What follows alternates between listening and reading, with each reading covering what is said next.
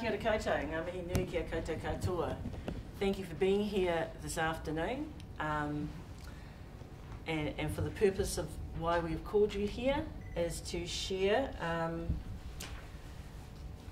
response to the government's controversial policy, $359 million investing in educational success.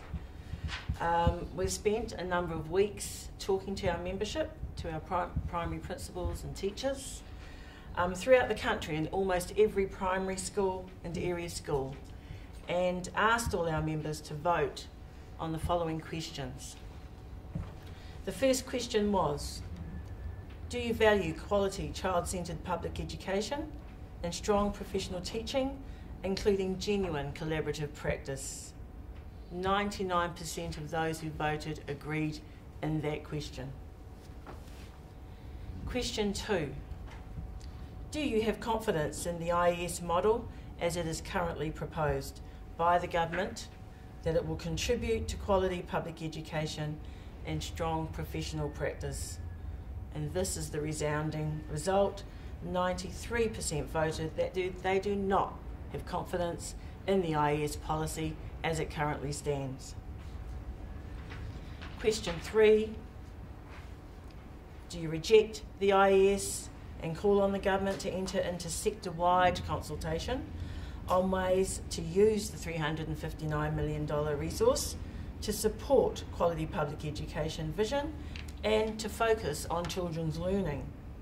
Or does NZEI Aotearoa enter into negotiations to vary the collective agreements in response to the Ministry of Education's claim received 7 July 2014? 73% of principals and teachers voted to reject the IES policy and to call on the government to enter into sector-wide consultation.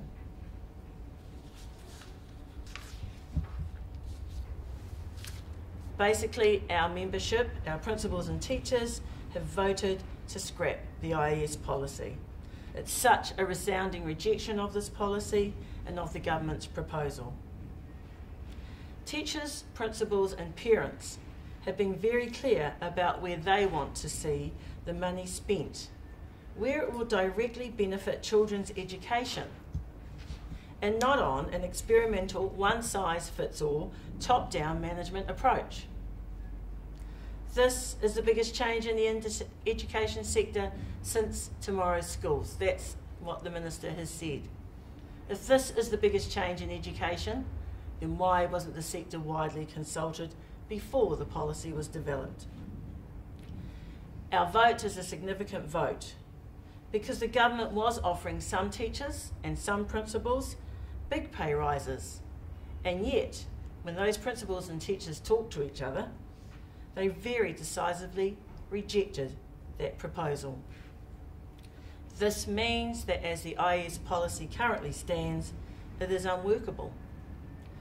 The government needs to now come back and talk to us to find a better way to ensure all children succeed at school.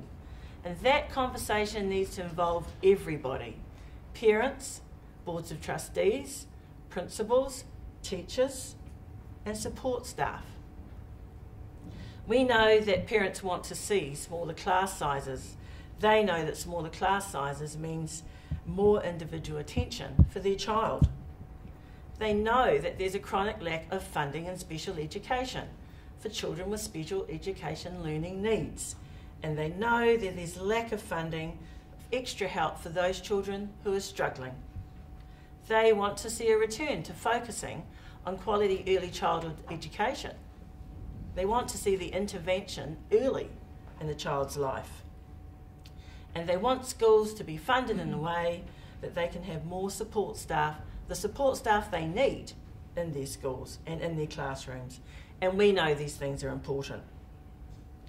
So basically, on the basis of our mandate, we are asking the government to go back and start again. And this time, include parents, principals, boards of trustees, teachers. And let's come up with real solutions to the real issues. We know that poverty and growing inequality are the biggest causes of students not achieving. So we're asking the government to work with us and focus on those issues for the good of all our children.